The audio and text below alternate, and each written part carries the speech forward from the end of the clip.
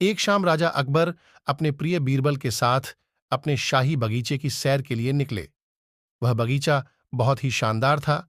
चारों ओर हरियाली ही हरियाली थी और फूलों की भीनी भीनी खुशबू वातावरण को और भी खूबसूरत बना रही थी।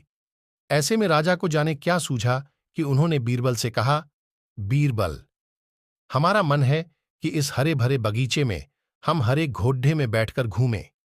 इसलिए मैं तुम्हें आदेश देता हूं कि तुम 7 दिनों के अंदर हमारे लिए एक हरे घोड्डे का इंतजाम करो। वहीं अगर तुम इस आदेश को पूरा करने में असफल रहते हो तो तुम कभी भी मुझे अपनी शक्ल न दिखा। इस बात से राजा व बीरबल दोनों वाकिफ थे कि आज तक दुनिया में हरे रंग का घोड्डा नहीं हुआ है। फिर भी राजा चाहते थे कि बीरबल किसी बात में अपनी हार स्वीकार करें।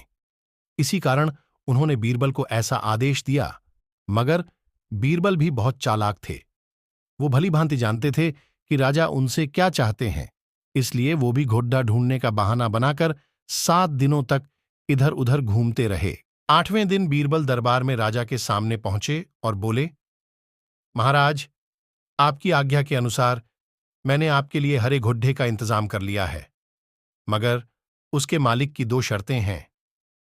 राजा ने उत्सुकता से दोनों शर्तों के बारे में पूछा। तब बीरबल ने जवाब दिया, पहली शर्त यह है कि उस हरे घोड्डे को लाने के लिए आपको स्वयं जाना होगा। राजा इस शर्त के लिए तैयार हो। फिर उन्होंने दूसरी शर्त के बारे में पूछा।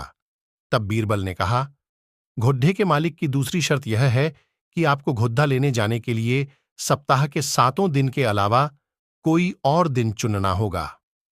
यह सुन राजा हैरानी से बीरबल की ओर देखने लगे।